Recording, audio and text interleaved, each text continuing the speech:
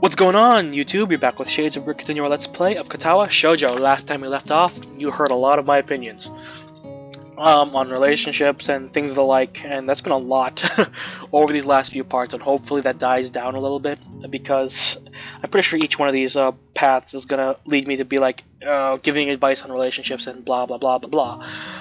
So yes, we're gonna continue right from the get-go, because I'm gonna ramble a lot. So anyway. Maybe we've got something special after all. Bolstered by this new thought, I've managed to calm down considerably by the time Emmy knocks on her front door. Hey Mom, open up, we're here. Oh my, I made that so rude. Hey Mom! Oh god, this sounds like a little girl. The door swings open and Mrs. Ibarazaki stands grinning at her daughter. The grin is still surprisingly similar to Emmy's, except she has lipstick on. I'm never going to get used to that. You know, people normally wait for a few minutes before they start shouting at the door. And most mothers say hello to their daughters instead of scolding them right away. They have the same pouty face, it's kind of funny. Of course, welcome home, dear, I've missed you. An affectionate hug later, we're inside, and then hey, this looks like my kitchen. This looks a lot like my kitchen. It's not my kitchen, but it looks a lot like it. Like if the microwave wasn't above the stove and like over the where this window is, like that would look a lot like my kitchen. And the island was not like a bar; it was like an actual island in the center. It would look a lot like my kitchen. But yeah, you can tell this picture's old because this is an old model of stove, and that's an old model of microwave. And there's papers everywhere. And hello to you, Hisao. How are you? I'm quite well, thank you. Nice to not to have school to worry about for a little bit. Ah yes, you finished up your exams, haven't you? That must be quite a relief for you both. It's certainly a weight off my mind, that's for sure. Mine too. I think I slept well for the first time in weeks last night from relief alone. If this news is a surprise to Emmy's mother, she doesn't show it. Still, her response betrays a note of interest. Is that so? I'm very glad to hear that, Emmy. You know, I get worried when you get all wound up about, well, exams. Certainly Emmy's mother knows something I don't, or rather she doesn't know that Emmy's told me about the nightmares. It's interesting being able to observe how Miss Ibarazaki covers for Emmy, that protective instinct to make sure I don't know anything more than Emmy's willing to tell me. Which I guess is a good thing, because you really should only tell information when you're ready, because if you don't, it kind of comes out wrong, and then you have to explain it again later. But yeah. I suppose Emmy's got more in common with quarks than I ever realized. Moves around fast, impossible to understand through direct observation, yet she has an effect on everyone she encounters. I wonder if Mrs. Ibarazaki will figure out that I know more about the nightmares, or is she just keeping everything secret from everybody?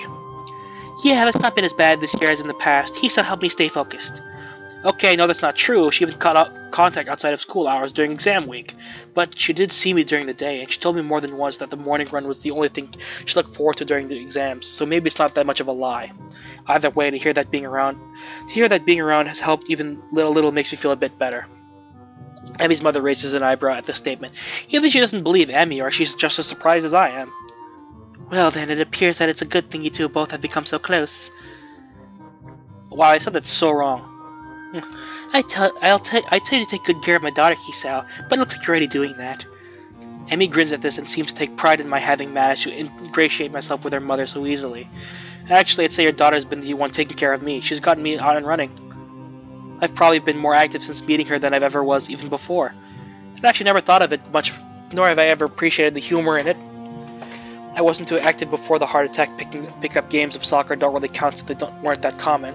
So now that I know for sure that I have a weak heart, now I run every day, pushing my luck with the help of my medication. I chuckle quietly, then realize I never finished my sentence. Well, before I had my heart attack and wound up in school here. It comes out so casually. There was a time when I would have thought twice about talking about what was wrong with me at all. But now, it just seems silly to care, especially in the company of Emmy and her mother. If Emmy can be cavalier about a disability, then so can I. I think back on the track meet where Emmy declared herself the fastest thing on no legs. This effect for obvious loss has never seemed to bother her, at least not in public. Being stuck in the wheelchair frustrated her, I know, but even that was something she dealt with on her own, despite my efforts to the contrary. Emmy has a way of bringing out more than active side in people. I never quite figured out how she does it. Those puppy dog eyes she gets, for starters. I'm not surprised that she managed to rope you into an exercise routine. If Rin were just as stubborn as she is, I'm sure that Emmy would have gotten her out and running with you too. Oh, that reminds me, Rin says hello. I drift into— ooh, this is a nice dining area. I like how it's sunny. I drew to the outer edge of the conversation again as we moved to the dining room to eat. It smells delicious in here, and the spread that Emmy's mom has produced is impressive. Well, you've made enough to feed an army in here. Oops, wrong voice. Is it too much? Well, you can always take some leftovers with you when you go. That sounds great. I can only handle cafeteria food for so long. Something home-cooked would be a welcome change of pace. What he said. Thanks, Mom. Thanks, Mom. That hurts my throat. The food tastes as good as it smells, and there's a lull in the conversation while we all dig in. Emmy assaults her plate with the usual amount of gusto, and I will admit that I set a pretty fast pace myself. So I hear that you and my daughter have gotten rather close, hmm? The urge to say something like not really is so strong that I open my mouth to say it, but then reassert control. We are close, there's no getting around it. I mean, Emmy's brought me here, hasn't she? Fortunately, both Emmy and her mother seem to take my reaction as a sign that I'm caught off guard rather than considering saying something cruel. Heh, I suppose we have. I blame the morning runs myself. You make it sound like it's a bad thing, Hisao. Well, I for one found it a relief. Why is that? Emmy's always been a popular girl, but I've never made any close friends. It's a bit of news to me. I've always seen Emmy chatting with her classmates in the hallways. And certainly the whole track team seems to love her, but it's true that she chooses to isolate herself during lunch with Rin and me. Oh my god! I bet at some point she tells her mom to just shut up. I bet. Not exactly the sort of behavior one expects from a popular girl, after all. Then again, I've experienced her unwillingness to get close firsthand, so I can't say that I'm surprised. I was beginning to have my doubts. Emmy rolls her eyes to the ceiling and grumbles something I can't quite make out. Huh? What? What's that you just said? Nothing. Miss Ibarazaki chokes on her drink with a laughter. You've been hanging out with the nurse too long, Emmy. I'm gonna have to talk to him about corrupting my daughter. Somehow I don't think that would have been very effective. I learned most of it from you. Oh my god! I learned it most of it from you anyway, not the nurse. Don't listen to her, Hisao. She's a born liar. Humph, yeah, right. Oh, I don't know, Emmy. I think your mother has a point. What, you traitor? I'm supposed to take my side in this. Yeah, but you did lie about your leg. Oh god! No! It's not okay! That's not things you talk about right now. That's not okay. A kick in the shins from an unmistakable plastic foot cuts me off, but not before Miss Ibarazaki shoot upwards. What about your leg? It wasn't a big deal, that's all. I was just in a wheelchair for a bit. The last few mumbled words are quickly deciphered by Emmy's mother. I suspect she has experience with this sort of thing, and a worried frown appears on her face. So that's why I kept dodging my calls. Oh, Emmy, I know how much you hate being in a wheelchair. No wonder you've been in such a mood lately. Yeah, she's much happier on her feet, so to speak. Well, of course, she spent enough time in a chair just after the accident. She didn't get prosthetics immediately? No, she just had to finish healing up before they let her start the sort of therapy you've got to go through just to adjust to things. Especially since she wanted to run on them. I had no idea. Yeah, it sucked. Oh, do you see Rin's mural at the festival? Emmy's sudden change of topic makes me realize belatedly that she's been fidgeting the whole time her mother and I have been talking.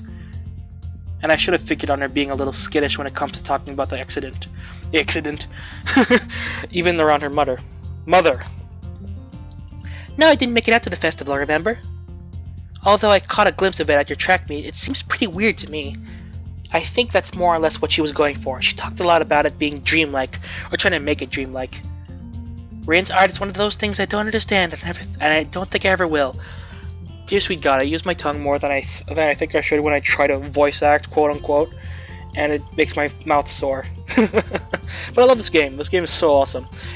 So please excuse my feeble attempts to voice act. That's not surprising. I don't think Rin expects to be understood. She told me once that art allows people to understand stuff they wouldn't understand otherwise, but all the same, she doesn't think that it actually works that way. I'm surprised that Emmy's talked about this with Rin extensively, though enough to actually have Rin's opinion such as it is.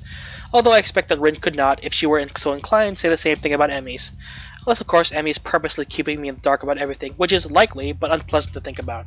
I drove down this unpleasant train of thought for a while, losing track of the conversation. Hey, Emmy! Oops! Hey, Emmy, I've been meaning to ask. Huh? Are you going to visit your father this year? What? In front of the boyfriend? Jesus Christ. Oh, I'm guessing she has assumed that that I know more than she's let on. Is he still finally gonna put two and two together? Like, is this like, oh, I've been so stupid moment? Because clearly something's wrong here. From the way she says it, you'd think Emmy's mother was talking about the weather. From the way Emmy reacts, it's clearly not the weather they're talking about. She flinches, a slight jerk of the head backwards as if she'd just been slapped in the face. Can we talk about this later? Her voice sounds brittle, strained. It looks like she's been severely shaken by the question.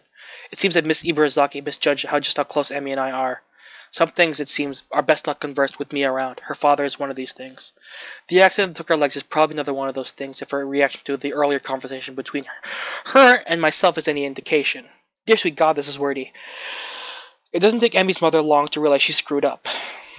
Of course we can, dear. I'm sorry to bring it up. I just wanted to ask so I could make plans.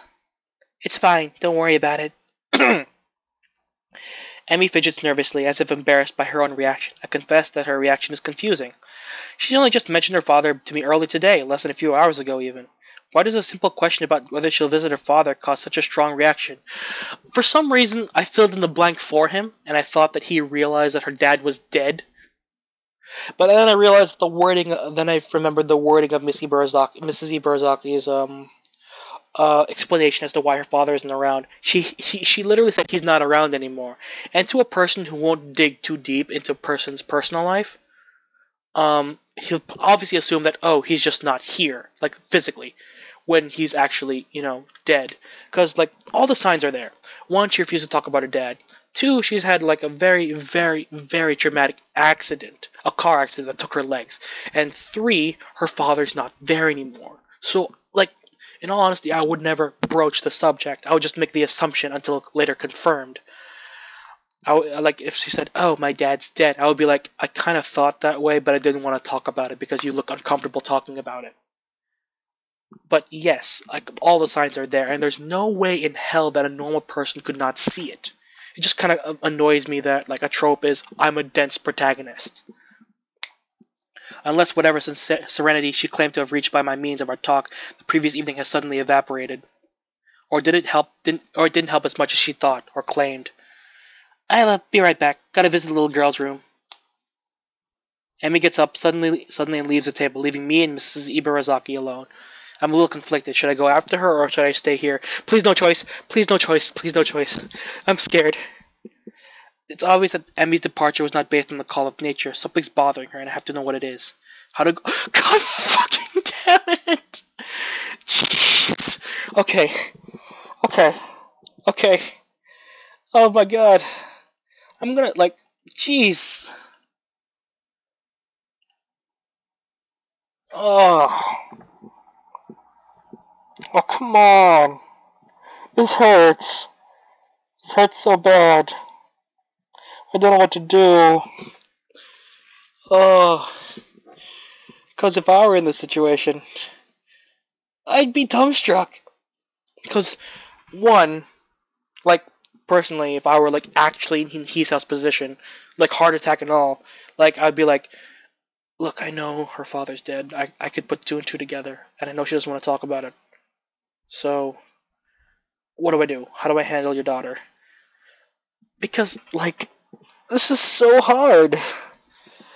God damn these situations that this game's putting me in. It knows right when to put a frickin', like, super decisive choice. Ugh. I mean, is it hinting that I should, like, not go to her directly and, like, talk to her mom? Or is that just, like, a red herring and it's gonna lead me to a bad ending? I know I saved, but I'm gonna talk to her mom. I'm gonna talk to her mom, and if any of y'all played it before, you can yell at me in the comments. There's an awkward silence at the table for a while after Emmy dashes off, and I can't think of anything to say. Emmy's mother sighs, breaking the silence. Sorry about that, Hisao. I sometimes forget that Emmy's touchy about certain subjects. And I was talking about the wheelchair thing too. Should I go after her? Heavens no, she didn't leave the table to continue the conversation, you know. But if she's troubled, shouldn't someone help her? If it were anyone else, I'd say yes, but my daughter is as stubborn as a mule, and if she wants to be alone, it's best to let her be alone.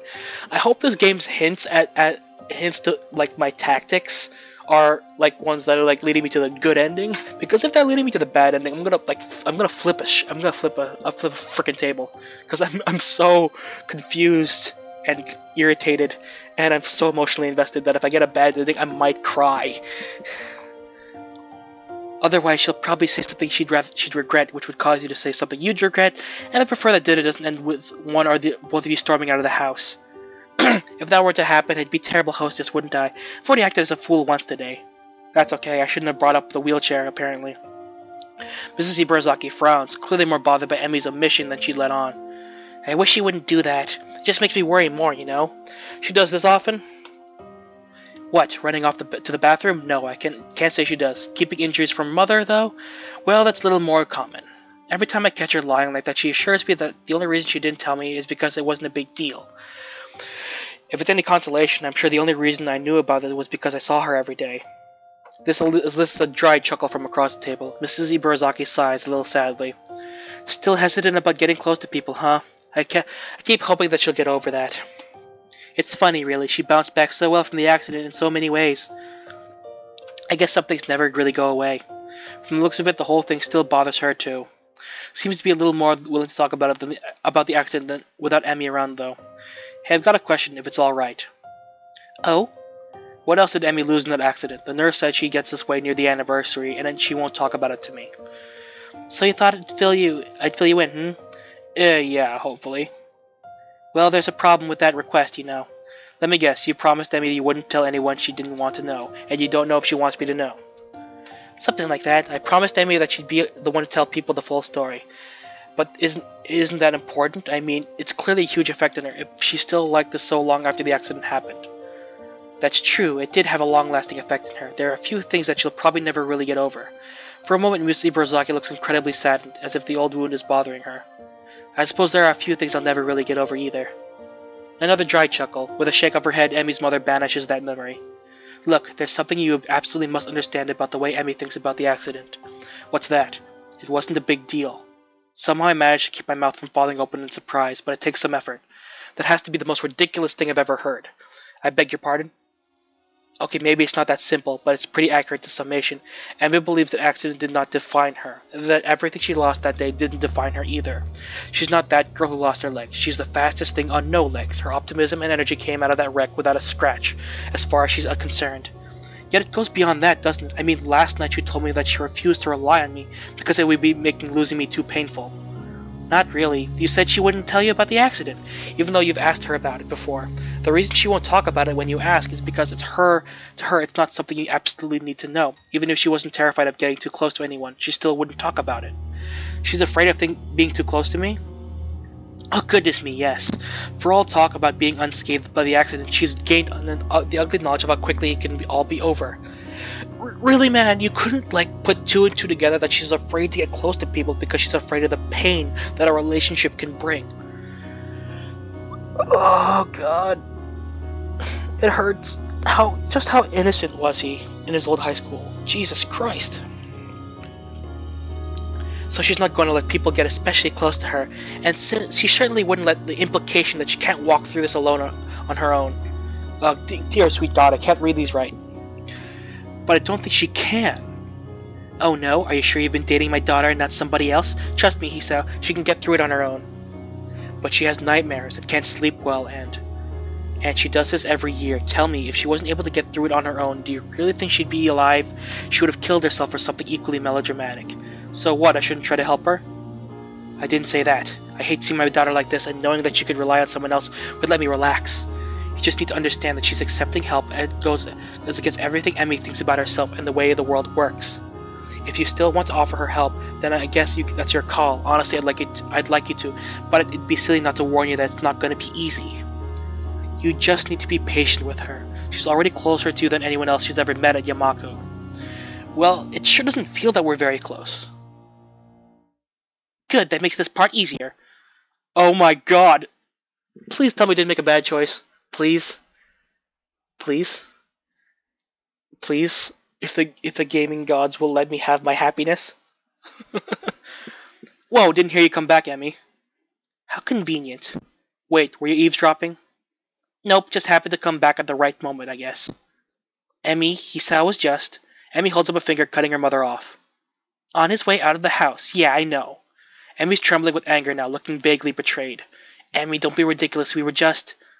You promised. The pain carried in that last word is almost too much for me to bear. The idea that I could hurt her that much is like being kicked in the gut. Emmy's mother looked similarly pained by the thought. Oh, she misunderstood.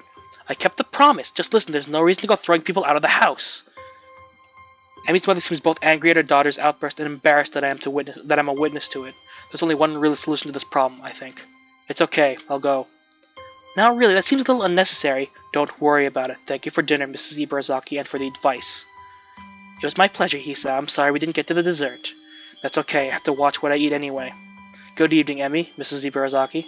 The formality of our conversation coupled with the fact that I'm getting ready to leave seems to snap Emmy out of her anger. No, wait, I'm sorry, I've been so... And after last night, I just thought... You don't have to go, I take it back, it's okay. I can't help but smile slightly. She can barely articulate her apology, and I really would like to stay. But I don't think I can right now. I need to think about what her mother said, and about what I'm going to do about us. I don't want to risk accidentally getting Emmy angry again in her current state either. No, I think it'd be better to leave. You seem pretty shook up, and well, I'd only wind up trying to help you again. I know you prefer you didn't, so I'm going to leave instead. But... Hey, it's not a problem. You don't want a night on a white charger, right? Just promise me one thing, okay? What? Don't be angry at your mom, okay? She was just giving me some advice, that's all. Emmy nods hesitantly, like the simple idea is all that she can grab onto at this point. She's so terribly off balance, but I can't do anything about that right now. Okay. See you tomorrow, okay? Running in the morning. Don't forget. I can see that I've hurt Emmy by deciding to leave, but there's nothing I can do for her as things stand, and I know she's too stubborn to admit she wants me to stick around. I watch various emotions cross Emmy's face as she tries to process everything that's just happened. Shortly comes the calm look again, like last night, and the voice that tries so hard to sound careless. Sure, Hisao, see you around. Both of us are unwilling to concede emotion at this point, but I'm having a hard time keeping my facade, so I turn on my heel and walk out the door. Please tell me I made the right decision. I'm scared. I'm legitimately scared. Ugh. I shut it behind me slowly, pausing for a moment as the latch catches my hand on the doorknob. Did I make the right decision just now? Should I have stayed and tried to work things out? No, I decide, not in front of her mother like that. In spite of everything, I'd rather keep Emmy's mother insulated from the sort of anger that surfaced last night. Even though she's probably used to it, some protective instinct wants me to keep Emmy's image as a cheerful girl intact. With a start, I realize my hand is still resting on the knob. I take my hand away and put it in my pocket, and head down the slowly darkening street. I let out a long breath. The wait until tomorrow morning comes isn't going to be easy. In any case, I have to think on what to say to Emmy. I must apologize, and I must get through to her somehow. On that account, something has been on my mind for the most of the way back to my room. The letter of apology from Iwanako. Thank you! Read it! Read it! Read it! Because I really want to know what's on that damn thing. Now, I find myself in a similar position. My curiosity got rekindled. What did she want me to know so badly? If nothing else, reading her thoughts might help me frame mine. I remember tossing it away. Damn, where did I throw that thing? I check under my desk, and it turns up nothing, so I look for harder to reach, more unlikely locations. Well, now I know where I lost the sock, where that lost sock went, at least. Still no letter, though. It's when I try sweeping my arm under my nightstand that I feel something crinkly jammed between it and the wall. Grunting a little with the effort, I reach for my prize and soon manage to bring it into the light. Bingo! I sit at my desk and spread the crumpled paper open. A flick turns on the table light. Skipping past the empty pleasantries, I look for the point where I stopped reading. Ah, here it is. There are other things I want to say. I'm writing to you because I felt there are things I should have said after the incident back in winter. I really regret that I wasn't able to say them in person, and I have no excuse for it. The truth is, the times when I visited you at the hospital made me worried about you. I'm not talking about your health. You seem to become more distant and disheartened. It was natural after something like that happened, I'm sure, but somehow I got the feeling that you had given up on something back then. Happiness, maybe? Giving up on happiness? This sounds unpleasantly familiar. I want to somehow express my feelings, but the right words didn't come to me.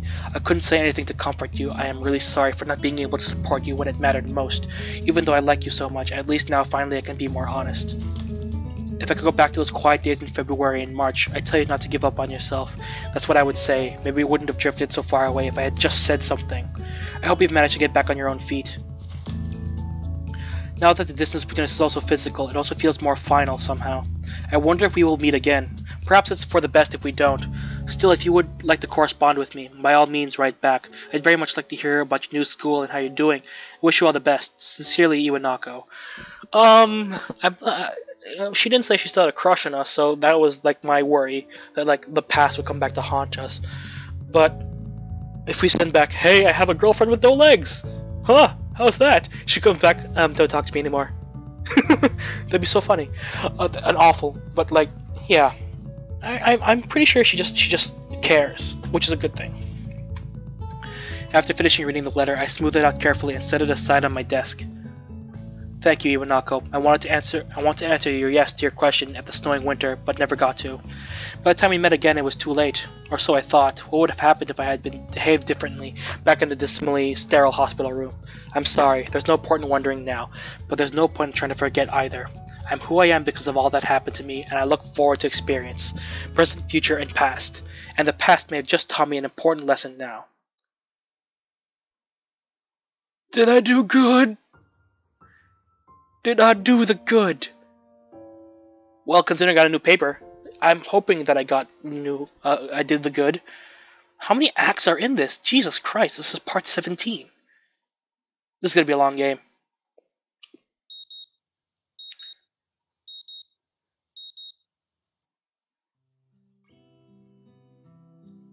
And on that note, I'm gonna let it end here because I feel like the conversation with Emmy at the track is gonna be a long one.